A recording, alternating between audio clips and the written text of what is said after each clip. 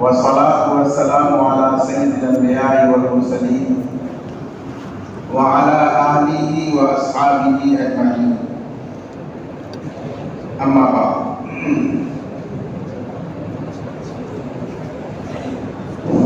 حضرات علماء کرام اور عزیز طلباء، ابھی آپ حضرات نے سماعت فرمایا کہ آج کی یہ مجلس قرآن کریم کے مسابقہ کی مناسبت سے منعقد کی گئی.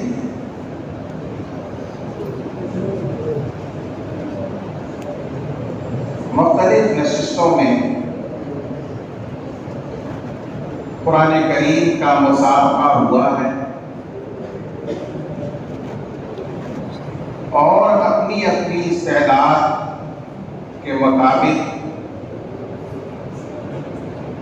درجہ حفظ اندرون مسجد اور درجہ حفظ دارالحکمت کے عزیز طلباء نے مسابقہ میں حصہ لیا. میں ان تمام طلباء عزیز کو دل کی گہرائیوں سے مبارکباد پیش کرتا ہوں کہ انہوں نے ایک بہت بڑے کام میں مسابقہ کیا ہے. شاید وہ اس دنیا کا سب سے اہم اور بڑا کام ہے جس میں انہوں نے مقابلہ اور مسابقہ کیا ہے. اس مسابقہ اور مقابلہ کی توفیق اللہ تبارک و تعالی اپنے خاص بندوں ہی کو عطا فرماتے ہیں. جس طرح ہر انسان کا اہل و عیال ہوتا ہے، ہر انسان کے پاس اہل و عیال ہوتے ہیں جو اور لوگوں کے مقابلے میں اس کے لیے سب سے زیادہ اہم اور سب سے زیادہ خاص ہوتے ہیں. جیسے آپ کے والد صاحب، آپ ان کے اہل و عیال ہیں، آپ کی امی اہل و عیال ہے، آپ کے دادا دادی بہنیں یہ آپ کے والد کے اہل و عیال ہیں. ظاہر ہے کہ آپ کے والد کے لیے دنیا میں اور بہت سے لوگ ہیں جو قریب ہیں، عزیز ہیں، لیکن ان سب میں آپ کے والد کے لیے آپ کی بہنیں، آپ کی امی، آپ کے دادا دادی جو اہل عیال ہیں وہ سب سے زیادہ اہم ہیں، سب سے زیادہ عزیز ہیں. اتنے عزیز ہیں کہ ان کے لیے وہ اپنی زندگی داؤ پر لگا دیتے ہیں، اپنی جان کی قربانی ان کے لیے آسان ہے. اتنے عزیز ہوتے ہیں اہل و عیال. حدیث شریف میں اللہ کے رسول صلی اللہ علیہ وسلم نے ارشاد فرمایا، ان للہ اہلین فی الارض، اس روئے زمین پر اللہ کے بھی کچھ اہل و عیال ہیں، اپنے بہت عزیز اور قریب لوگ ہیں. صحابہ نے عرض کیا کہ یا رسول اللہ من ہوں؟ وہ خوش نصیب کون ہے جو اللہ کے روئے زمین میں اہل و عیال ہیں، سب سے اہم، سب سے عزیز، سب سے اخص الخاص ہیں؟ تو اللہ کے رسول صلی اللہ علیہ وسلم نے ارشاد فرمایا، ہم اہل القرآن، ہم اہل القرآن. اللہ کے اہل و عیال اس روئے زمین پر اہل قرآن ہیں. اہل اللہ و خاصتہ، یہ اہل قرآن اللہ کے اہل و عیال ہیں اللہ کے خاص بندے ہیں۔ میرے بھائی، انسان اگر کسی کے لیے خاص ہو، اس کا مطلب یہ ہے کہ اسے بہت فکر رہتی ہے۔ اگر انسان کسی کے لیے خاص ہو، اس کا مطلب یہ ہے کہ وہ اس کی بہت رعایت رکھتا ہے۔ انسان کسی کے لیے خاص ہو، اس کا مطلب یہ ہوتا ہے کہ وہ ہمہ جہت اسی کی طرف متوجہ رکھتا ہے، وہ اس کے لیے بہت خاص ہے۔ یہ ہم سبوں کے لیے بطور خاص قرآن مجید کے حفظ کرنے والے، اس کے معنی اور مطلب کو سمجھنے والے علماء، حفاظ، علماء، ان کے لیے بڑی سعادت اور عزت و مرتبہ کا مقام ہے کہ وہ اللہ کے خاص ہیں۔ وہ اللہ کے خاص ہیں، یعنی اللہ تبارک و تعالیٰ کی توجہات دوسروں کے مقابلے میں اس پر زیادہ رہتی ہیں۔ اللہ تبارک و تعالیٰ دوسروں کے مقابلے میں ان کی رعایت زیادہ کرتے ہیں۔ اللہ تبارک و تعالیٰ خود سے ان کو زیادہ قریب رکھتے ہیں۔ یہ مطلب ہے کہ قرآن والے اللہ کے بہت خاص ہوتے ہیں۔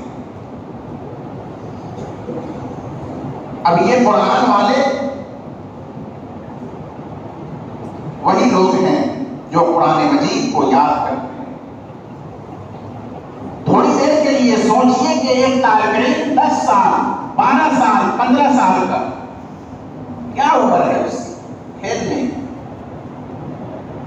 کیا عمر ہے اس کی کھانے پینے۔ میرے بھائی، اس عمر میں دنیا کے بچے گلیوں میں کھیلتے ہیں، شرارتیں کرتے ہیں، کھاتے پیتے ہیں، موج مستیاں اڑاتے ہیں، لیکن آپ کو اللہ نے اس عمر میں ان سب سے الگ کر لیا ہے،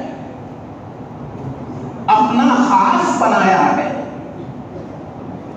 اپنا اہل و عیال بنایا ہے۔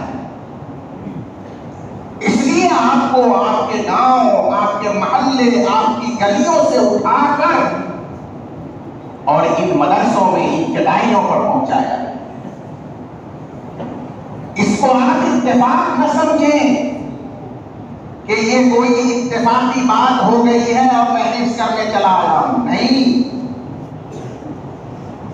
اللہ نے آپ کو خاص بنایا۔ تھوڑی دیر سوچئے کہ میں کتنا معمولی بندہ، نہ شکل و صورت کسی لائق، نہ عمل کسی لائق، نہ کوئی خاندانی نسبت کسی لائق، اور اللہ نے کتنا نواز دیا بغیر مانگے کہ اپنا خاص بندہ اور اہل و عیال بنا دیا، اور وہاں گلیوں سے اونچوں سے اٹھا کر اس مقدس اور پاکیزہ سرزمین پر قرآن مجید کو یاد کرنے کے لیے، اسے سمجھنے کے لیے، اس پر عمل کرنے کے لیے ہمیں اور آپ کو جمع کر دیا۔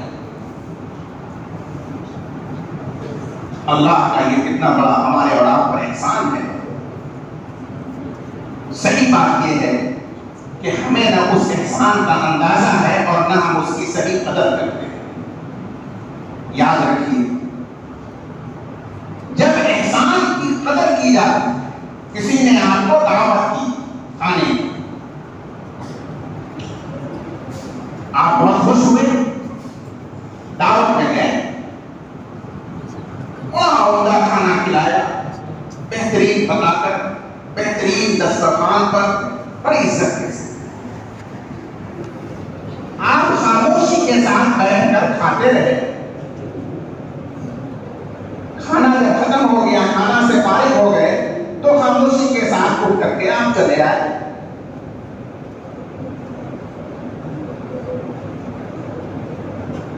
وہ آدمی جس نے آپ کی دعوت کی ہے، آپ یقین مانیے کہ آپ کا اس طرح خاموش اٹھ کے آ جانا اس کو برا لگے یا نہ لگے، لیکن آئندہ اس کے دل میں دوبارہ آپ کی دعوت کرنے کا جذبہ اور خیال انگڑائی نہیں لے سکتا۔ اچھا نہیں لگتا انسان، لیکن اگر آپ بہتر سے بہتر کھانا عزت کے ساتھ کھاتے جا رہے ہیں اور دعوت کرنے والے کی تعریف بھی کر رہے ہیں، کھانا بنانے والی کو دعا بھی دے رہے ہیں، اور اس انعام اور احسان کی قدردانی زبان سے شکریہ کے الفاظ ادا کرتے ہوئے وہاں سے رخصت ہو کر آئے، تو وہ آدمی آپ کو دوبارہ دعوت کرنے کے لیے سوچے گا کہ پھر اس کی دعوت کرنی چاہیے۔ لئن شکرتم لأزیدنکم، اگر تم احسانوں کی قدر کرو گے، ہم نے جو انعامات بغیر تمہاری درخواست کے از خود نوازش کے طور پر دے دیا ہے، ان انعامات کی قدر کرو گے، ان کی عظمت پہچانو گے، لأزیدنکم، تو میں ضرور بھی ضرور اپنے انعامات اور احسانات کو بڑھاؤں گا۔ اتنا بڑا انعام اکرام ہو گیا کہ اللہ نے اپنا خاص بنانے کے لیے ہم کو اپنی گلیوں محلوں سے چن کر اٹھا کر یہاں پہنچا دیا، اور ہمیں احساس ہی نہیں ہے کہ قرآن مجید حفظ کر رہے ہیں تو کتنی بڑی عظمت کا کام کر رہے ہیں، کتنا اونچا کام کر رہے ہیں۔ قرآن مجید کی تفسیر پڑھ رہے ہیں، اس کے معنی مطلب کو سمجھ رہے ہیں، تو کتنا عظیم الشان کام کر رہے ہیں، یہ احساس ہی نہیں۔ اور اگر سننے بتانے سے اس کا علم ہو بھی جاتا ہے تو اس کی قدردانی نہیں، اس کی قدردانی نہیں۔ ایک حافظ کو اپنے حفظ قرآن کی خود قدردانی کرنی چاہیے تھی، وہ قدردانی نہیں۔ ایک عالم کو اپنے علم قرآن کی خود قدر کرنی چاہیے تھی، وہ قدردانی نہیں۔ کیا ہے وہ قدردانی؟ قرآن و حدیث نے واضح طور پر بتایا کہ قرآن مجید کے بھی کچھ حقوق ہیں۔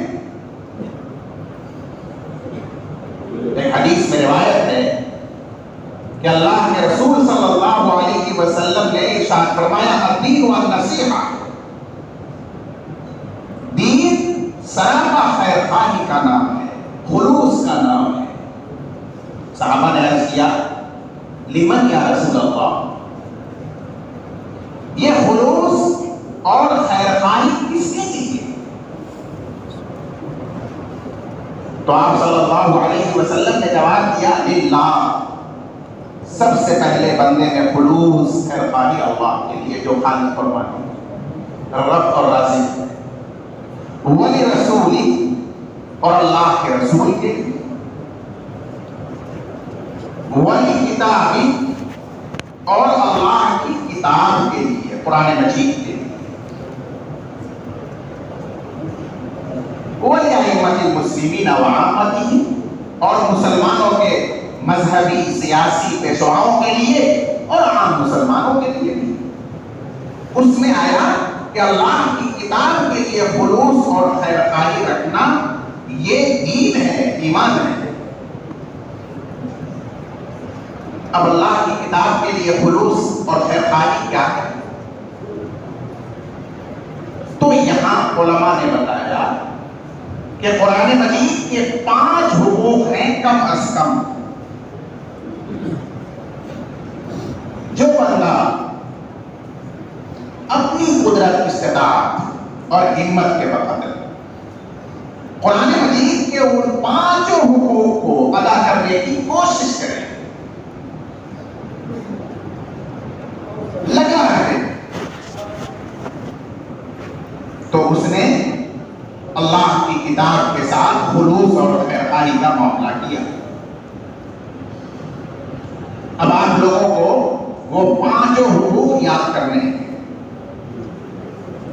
جن میں سے کچھ تو الحمدللہ ہمیں حاصل ہے، اس پر اللہ کا بے حد شکر اور احسان، تعریف، حمد، اور کچھ کو حاصل کرنے کی ضرورت ہے، تاکہ ہم قرآن والے اللہ کے خاص بندے اہل و احوال میں کم حقوق شامل ہو سکیں۔ نمبر 1، قرآن مجید پر ایمان لانا۔ الحمدللہ کہ یہ ہم سب کو حاصل ہے. ہم سب قرآن مجید پر ایمان رکھتے ہیں. صحیح ہے؟ ہاں بتائیے، کوئی ایسا ہے جس کو قرآن مجید پر ایمان نہیں، یقین نہیں؟ الحمدللہ. یہ وہ بنیادی حق ہے قرآن مجید کا جو ہمیں اور آپ کو حاصل ہے. قرآن مجید پر ایمان رکھنا. ایمان کا مطلب کیا ہے؟ یعنی دل سے اس بات کو قبول کرنا اور گواہی دینا کہ یہ قرآن مجید اللہ کا کلام ہے، کسی انسان کا، کسی مخلوق کا کلام نہیں. قرآن مجید اللہ کا کلام ہے. اور اگر ہم کسی ہستی کو آنکھوں سے روبرو نہیں دیکھ سکتے کسی وجہ سے، تو اس کی زیارت اور ملاقات کا ایک ہی راستہ بچتا ہے کہ اس کے کلام کو پڑھا جائے اور اس میں زیارت اور ملاقات متکلم سے کی جائے، کلام والے سے کی جائے.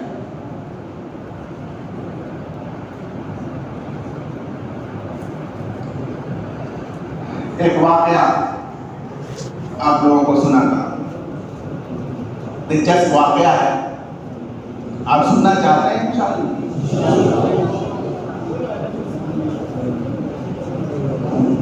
ایک زمانہ گزرا ہے آج سے تقریباً 150 سال پہلے کہ یہ ہندوستان، پاکستان، بنگلہ دیش، برما پورا مل کر ایک بڑا ملک تھا. اس کا نام تھا بر صغیر. آج بھی ہے بر صغیر. یہاں کی سرکاری زبان فارسی تھی. سرکاری رجسٹر جتنا بھی مینٹن ہوتا تھا فارسی زبان میں. اور دوسرا بڑا ملک ہمارا پڑوسی تھا ایران. آج بھی ایران ہے. اصل وہاں کی مادری زبان فارسی ہے.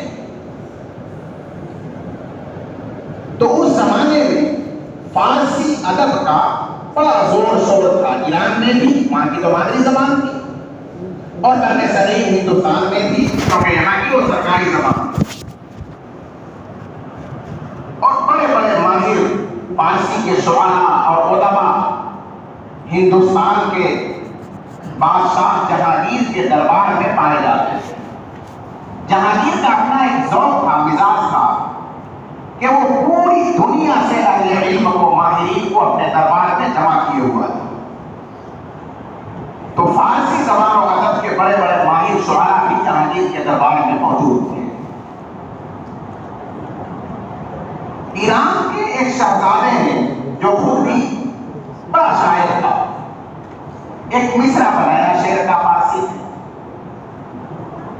در ابلہ کسے کم دیدہ موجود. یہ مصرع ہے شعر کا پہلا. در ابلہ چتبرا موتی، یعنی ایسا سیاہ موتی جس کے اوپر سفید سفید نشان ہو، یا سفید موتی جس پر سیاہ سیاہ داغ ہو، نشان ہو، اسے کہتے ہیں چتکبرا. در ابلہ چتکبرا موتی کسے کم دیدہ موجود. کس نے موجود دیکھا ہے، یعنی کسی نے نہیں دیکھا ہے. اس رنگ کا، اس ڈھنگ کا موتی کسی نے نہیں موجود دیکھا ہے. یہ مصرع اس نے بنا دیا. در ابلہ کسے کم دیدہ موجود. یاد ہوا آپ لوگوں کو؟ در ابلہ کسے کم دیدہ موجود. بڑا مصرع تو بن گیا، لیکن اب اس کا دوسرا مصرع اس سے بن ہی نہیں رہا تھا. تو جب کوئی دوسرا مصرع نہیں بنتا ہے تو اہل ادب شعراء کے درمیان اس کو رکھا جاتا ہے کہ آپ لوگ دوسرا مصرع لگائیے. تو شہزادے نے پہلے اپنے ملک جہاں کی مادری زبان فارسی تھی، وہاں کے شعراء کے درمیان اس کو رکھا اپنے دربار میں کہ اس کا دوسرا مصرع لگایا جائے.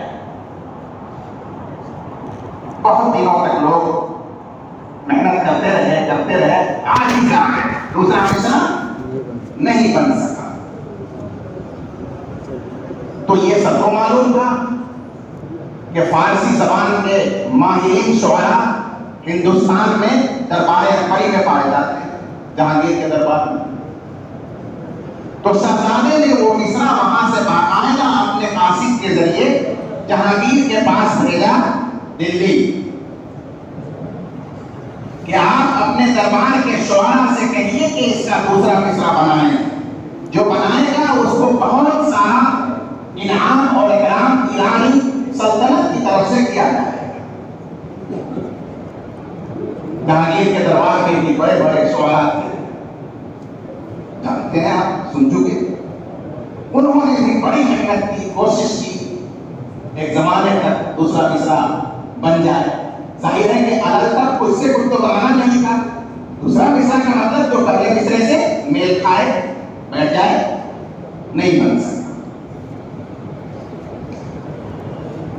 تو جہانگیر کے صاحبزادے عالمگیر کی صاحبزادی شہزادی تھی جن کا نام تھا زیب النساء، باشرہ بابردہ خاتون تھی. زیب النساء، کیا نام تھا؟ زیب النساء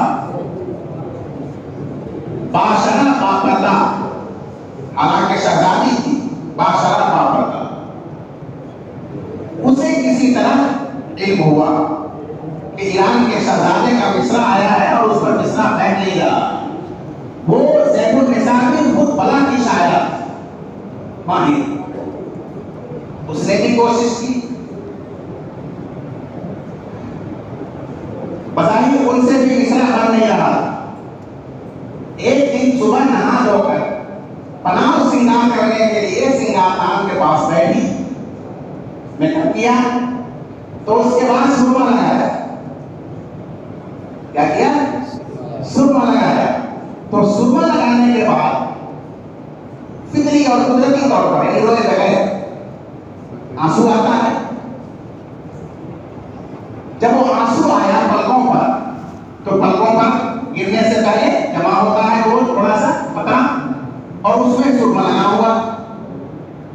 تو یہ ہو گیا چتکبرا موتی. آنسو کو شعرا موتی کہتے ہیں، قیمتی محبوب کا آنسو. تو محبوب کا آنسو بھی قیمتی ہے، ایسے ہے جیسے موتی. اللہ کی یاد میں جو بندہ روتا ہے، حدیث شریف میں کہا گیا ہے کہ وہ اللہ تعالیٰ کے نزدیک موتی سے بھی زیادہ قیمتی ہوتا ہے. محبوب کا آنسو یہ موتی ہے، اور اس میں سرما لگا ہوا ہے. سرما کا رنگ تو آپ جانتے ہی ہیں. تو اب وہ ہو گیا سفید، جس میں سیاہ دھبا اور نشان ہے. اتباع ہوتی ہوا کہ نہیں ہوا؟ یہ دیکھتے ہی شہزادی زیب النساء کو دوسرا مصرع بن گیا. مگر اشک بتانے سرما آلود، یاد کیجیے، مگر اشک بتانے سرما آلود. پہلا مصرع کیا تھا؟ در ابلا کسے کم سیدھا موجود، چتکبرا موتی کہاں کسی نے دیکھا ہوگا. تو زیب النساء نے کہا مگر اشک بتانے سرما آلود، مگر محبوب کا وہ آنسو جو سرما لگا ہوا ہو وہ چتکبرا موتی ہے، میں نے دیکھا. مصرع بن گیا بالکل ڈھنگ کا. اب یہ پورا شعر شہزادہ ایران کو بھیج دیا گیا، اور مصرع بھی ایسا ویسا نہیں لگا تھا. شاعری کے فن میں بڑا عمدہ، بڑا عالیشان مصرع لگا. شہزادہ جیسے ہی اس شعر کو مکمل پڑھا، جھومنے لگا خوشی کے مارے. واہ واہ، اتنا بڑا یہ شاعر ہے، ماہر فن کہ اس نے اتنا عمدہ مصرع لگا دیا. تو اب بات آئی کہ حسب والا اس کو شاہی انعام و اکرام سے نوازا جائے گا، اور شہزادے نے خواہش ظاہر کی کہ میں اس باکمال شاعر سے براہ راست ملنا چاہتا ہوں. کیا کرنا چاہتا ہوں؟ ملنا چاہتا ہوں. اتنے عظیم شاعر کی زیارت کرنا چاہتا ہوں. یہ مطالبہ، یہ درخواست کس نے کی؟ ایرانی شہزادے نے. ہندوستان باقاعدہ سفیر کے ذریعے یہ پیغام آیا، تو اس باکمال شاعر سے شہزادہ ایران خود ملنا چاہتے ہیں، اور زیارت کر کے انہیں انعام و اکرام دینا چاہتے ہیں. لیکن ابھی ہم نے بتایا کہ ہمارے زمانے کی طرح تو تھا نہیں کہ پردہ نشین لڑکیاں خواتین رونق میں اسٹیج بنا کریں, انعام لینے کے لیے پروگراموں میں جائیں, پروگرام پیش کرنے کے لیے اسٹیج پر کھڑی ہو جائیں. یہ تو تھا نہیں. وہ تو بادشاہ باپردہ خاتون تھی. انہوں نے صاف انکار کر دیا کہ یہ ہرگز نہیں ہو سکتا, یہ ہرگز نہیں ہو سکتا. ممکن ہی نہیں ہے کہ کوئی غیر مکان کسی باپردہ مسلم خاتون کو دیکھ سکے. اس لیے یہ ہو نہیں سکتا. البتہ اس پیغام کی پشت پر ایک شعر لکھ دیا. اب وہ سے یاد کیجیے. جواب میں کیا لکھ دیا؟ ذیب النساء نے ایک اور شعر لکھ دیا اس کی پشت پر. آنکھ من مخفی منم. بولیے. آنکھ من مخفی منم, میں وہ ہوں جو چھپا ہوا ہوں. آنکھ من مخفی منم, چوں بوئے گل در پر کے گل. جیسے گلاب کی خوشبو گلاب کی پنکھڑیوں میں پتیوں میں چھپی ہوتی ہے, نظر نہیں آتی, اسی طرح میں بھی ایک پردہ نشین مخفی اور چھپی ہوئی خاتون. آنکھ من مخفی منم, چوں بوئے گل در پر کے گل. میں وہ ہوں جو پوشیدہ ہوں, جیسے پھول کی خوشبو پوشیدہ ہوتی ہے پھول کی پتیوں میں پنکھڑیوں میں. اس لیے اے شہزادے میری زیارت کا تو کوئی سوال ہی پیدا نہیں ہوتا ہے. کوئی دیکھنا چاہے بھی تو نہیں دیکھ سکتا. البتہ ایک راستہ ہے اس کا. ہر قدیدن میل دارت, ہر قدیدن میل دارت, جو بھی انسان جو بھی شخص دیکھنے کا شوق رکھتا ہو, خواہش رکھتا ہو, در سخن دینت مرا, میرے کلام میں مجھ کو دیکھ لے. ہر قدیدن میل دارت در سخن دینت مرا, جو بھی مجھے دیکھنا چاہتا ہو میرے کلام میں دیکھ لے.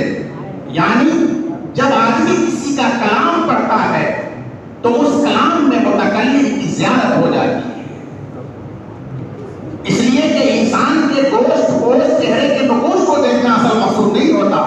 اصل اس کے باطن کو, اس کے دل کو, اس کے مزاج کو دیکھنا مقصود ہوتا ہے. اور انسان کا دل, اس کا باطن, اس کا مزاج, اس کی سوچ, ساری چیز اس کے کلام میں موجود ہوتی ہے. اس لیے اگر کوئی مجھے دیکھنا اور سمجھنا چاہتا ہے تو میرے کلام کو دیکھ لے. یہ واقعہ میں نے کیوں سنایا آپ کو؟ سمجھ گئے ہوں گے؟ سمجھ گئے ہوں گے؟ اللہ تبارک و تعالیٰ کا دیدار اس دنیا میں نہیں ہو سکتا, آخرت میں انشاءاللہ مومنین کو ہوگا. اس دنیا میں نہیں ہو سکتا, ممکن نہیں ہے.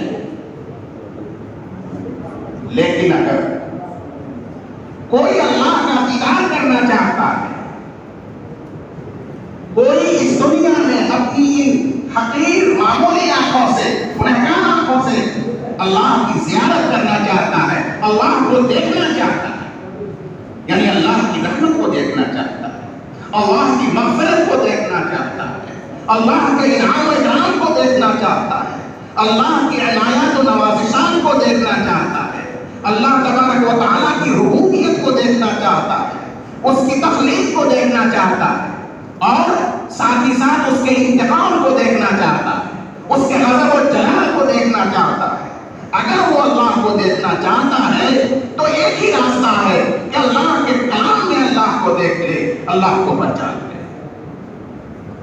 ہر کے دیدن میں دارت در سخن دینت مرا, جو شخص مجھے دیکھنے کا شوق رکھتا ہے وہ میرے چہرے اور رقوش کو دیکھنے کے چکر میں نہ پڑے, وہ میرا کلام ہے, اس میں سراپا موجود. میرے بھائی,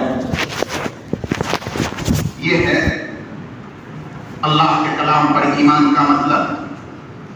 آدمی کو جب یقین ہو جائے کہ یہ اللہ کا کلام ہے تو اس کو بے چین ہونا چاہیے کہ اس میں اللہ نظر آئیں گے, اس میں اللہ کی ملاقات ہوگی, اس میں اللہ کی زیارت ہوگی. یہ بے چینی جب انسان میں ہو قرآن پڑھنے کے لیے, قرآن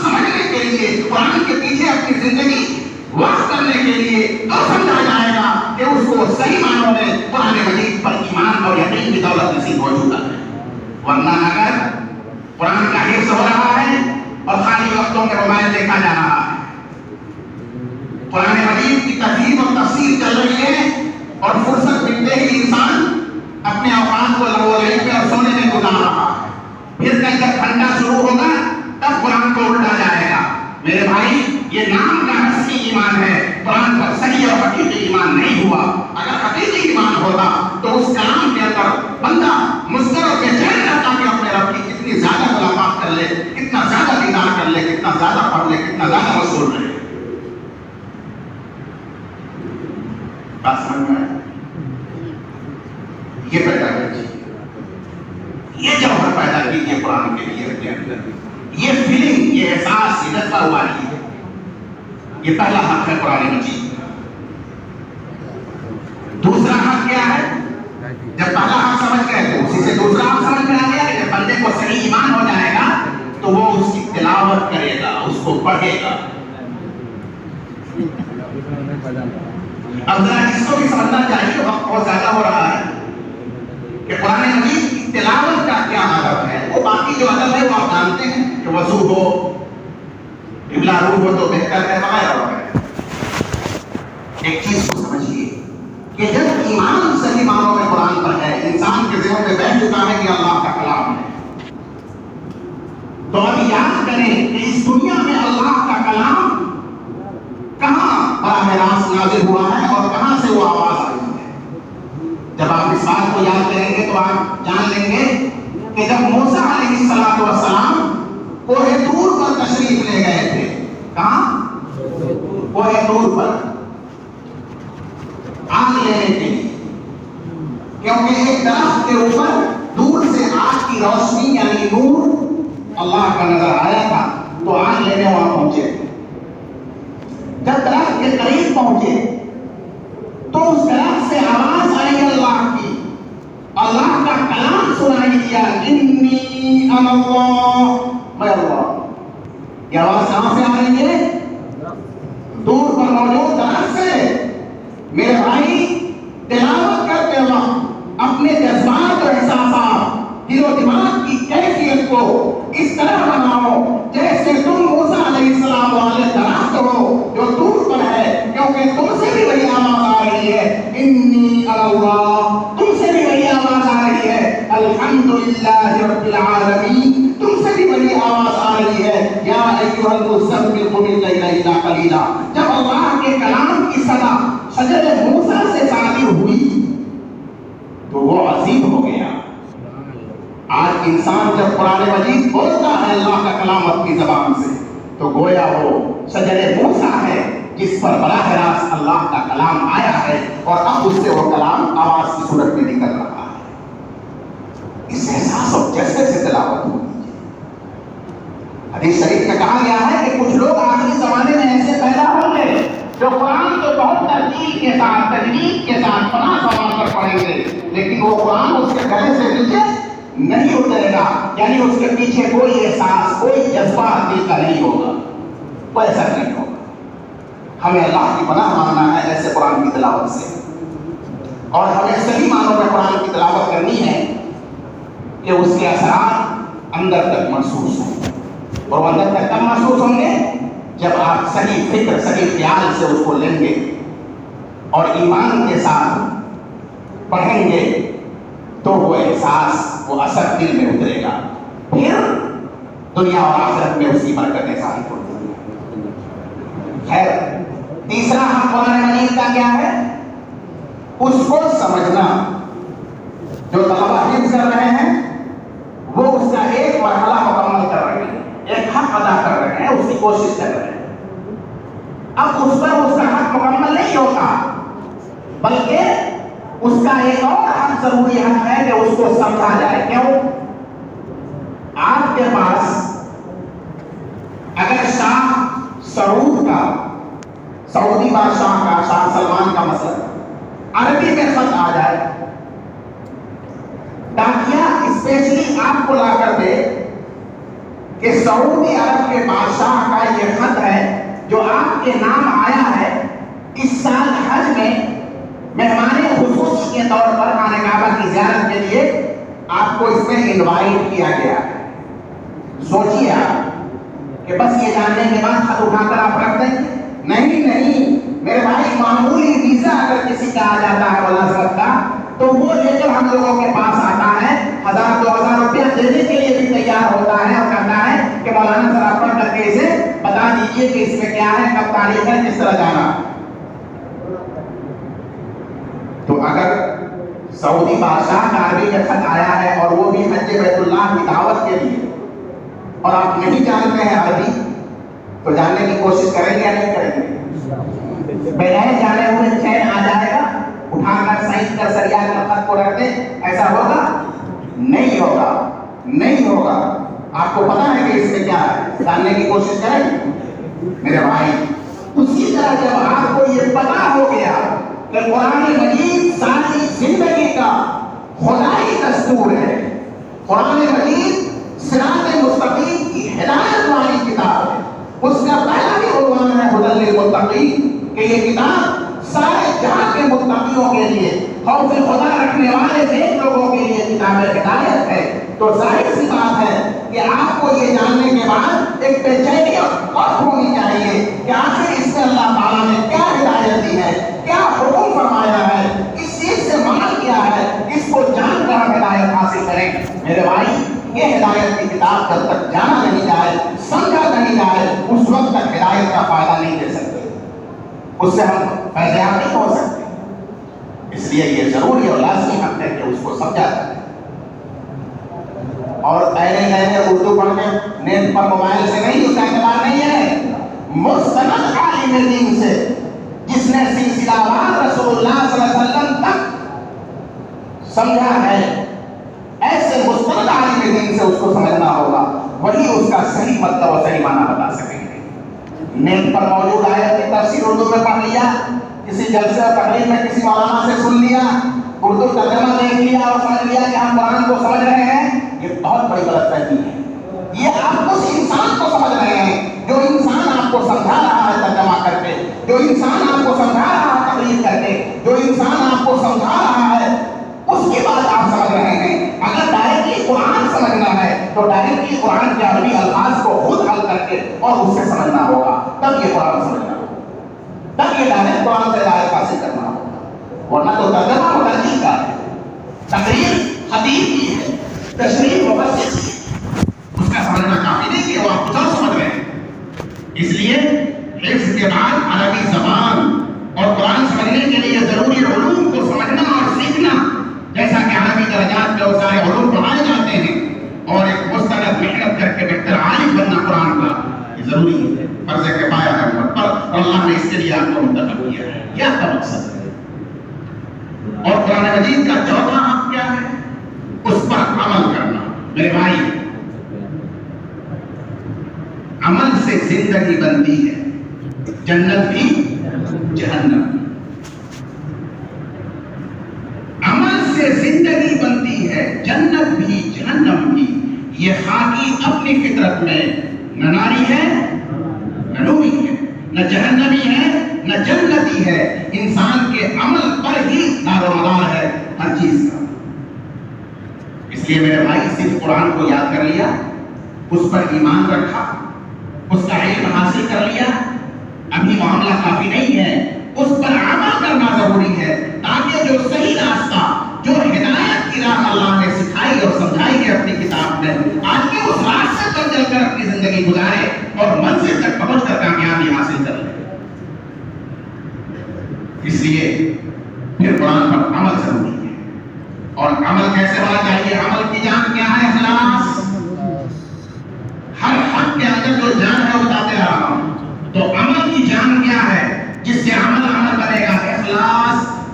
ورنہ حدیث میں آتا ہے کہ قیامت کے دن حساب کتاب شروع ہونے کے بعد سب سے پہلے ایسے عالم دین اور صاحب قرآن کو لایا جائے گا جس سے اللہ تعالیٰ پوچھیں گے کہ ہم نے اپنی کتاب کا علم اور حفظ کو عطا کیا، بتاؤ تم نے اس میں کیا حق ادا کیا. وہ بندہ کہے گا کہ میں نے رات دن تلاوت کی، میں نے رات دن اس کا علم لوگوں کو سکھایا، میں نے خود بھی اس پر عمل کیا، اے اللہ میں نے اس کا حق ادا کیا. اللہ تعالیٰ فرمائیں گے تم نے جھوٹ کہا. فرشتے کہیں گے یہ جھوٹ بول رہا ہے.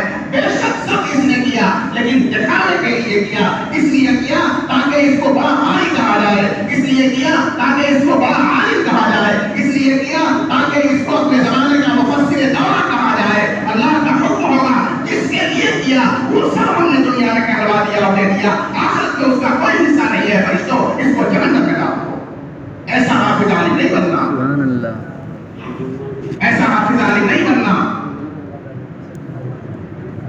کہ حفظ بھی کیا اتنی محنت سے، علم بھی حاصل کیا اتنی محنت سے، عمل بھی کیا ڈٹ کر، اور سب بیکار آخر میں جنت ملا. ایسا حافظ نہیں بننا، ایسا عالم نہیں بننا. کیسا بننا ہے؟ جس کو اللہ کی رضا مل جائے، جس کو اللہ کہتے کہ یہ میرا بندہ ہے، چھوڑ دو اس کو آنے. فخر تو یہ ہے کہ اللہ محشر میں کہہ دے کہ یہ میرا بندہ ہے، اس کو چھوڑ، آنے دو اس کو میری طرف. اس کے لیے کرنا ہے. تو اخلاص، ہر عمل میں اخلاص ہونا چاہیے. کوئی اور مقصد دنیا کا، کوئی اور مقصد اپنے کھانے پینے کے انتظام کا ہرگز نہیں ہونا چاہیے. تو اللہ کا ذمہ ہے، اللہ پورا کرے گا. اور میرے بھائی، پانچواں اور آخری خط یہ ہے کہ اللہ کے رسول صلی اللہ علیہ وسلم نے جب آخری خطبہ دیا حجۃ الوداع کا، 1.25 لاکھ صحابہ کے مجمع میں خطبہ دیا، تو آپ نے فرمایا الا فلیبلغ الشاہد الغائب، جو لوگ موجود ہیں وہ ان لوگوں تک پہنچا دیں قرآن دین جو یہاں موجود نہیں. اور اس اللہ کے رسول کے حکم کو صحابہ نے اتنی مضبوطی سے لیا کہ آج 1450 سال گزر چکا ہے، لیکن وہ پہنچانے اور سکھانے کا، پڑھانے اور بتانے کا، اس علم دین کو، اس شرع نبوی کو آگے بڑھانے کا سلسلہ جاری ہے. اور اسی کی ایک کڑی ہے کہ آپ ہمارے سامنے موجود ہیں اور ہم آپ کو پڑھا رہے ہیں، سکھا رہے ہیں، یہ مدارس قائم ہیں. میرے بھائی، یہ بڑا مرض پھیل رہا ہے. اور صحیح بات یہ ہے کہ جب تنہائیوں میں یہ مرض یاد آتا ہے تو دل بہت دکھی ہوتا ہے کہ آج ایک حافظ، ایک بہترین عالم، ایک بہترین مفسر اور محدث جا کر کسی یونیورسٹی میں دینی تعلیم حاصل کر کے، دنیاوی تعلیم حاصل کر کے دنیا کا بندہ بن گیا.